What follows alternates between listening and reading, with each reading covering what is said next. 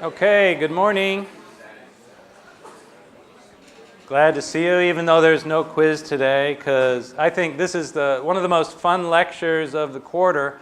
We're going to see a lot of stuff. We have some great toys here to play with, and hopefully really give you some amazement at how strange the interaction between magnetic fields and electric fields and forces can be.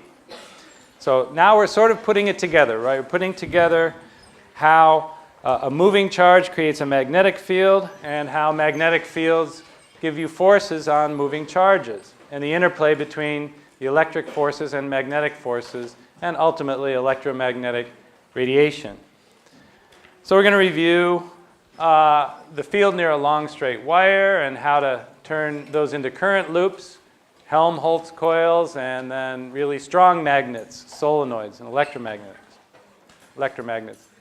And then with if you have a magnetic field, which is changing or not, you can have forces on moving charges.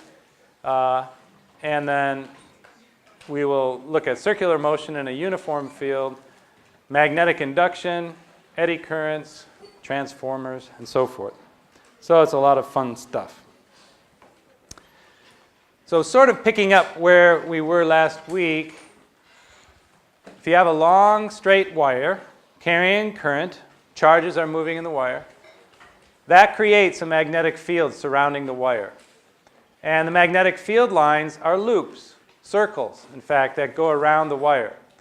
And they go in the direction according to the right-hand rule that we learned about last week.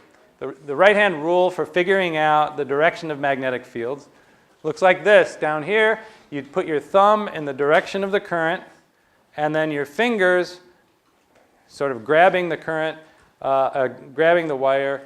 Your fingers go in the direction of the magnetic field lines, which are circles surrounding the wire. So if we apply that right-hand rule to this wire here, we see, in fact, yes, that the magnetic field lines are coming out on top and going in on the bottom here. And you can tell that that's the way this picture is because the lines are cut behind the wire over here.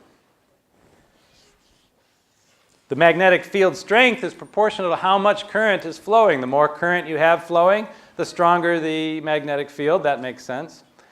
Now, it also makes sense that it gets weaker as you get further and further away from the wire. And in fact, if you work out the mathematics of it, and we won't do this, a little bit beyond the scope of this course, but the magnetic field strength is proportional to I, the current, divided by R, the distance from the wire. It's not a 1 over R squared law, the way, let's say, electric field near a point charge is. It's a 1 over R when you have a line of current. So let's do a clicker question. See if we can understand this in the case of, let's suppose we have a magnet, a compass here, right? The compass is a magnet after all. And you have a line of current, and the current is coming out of the screen. I points out according to this vector symbol. So now use the right-hand rule, determine the direction of the magnetic field lines at this point where the compass is right now, and tell us, does the magnetic field point up, down, left, or right? So go ahead, discuss. Make sure you use your right hand, not your left hand. And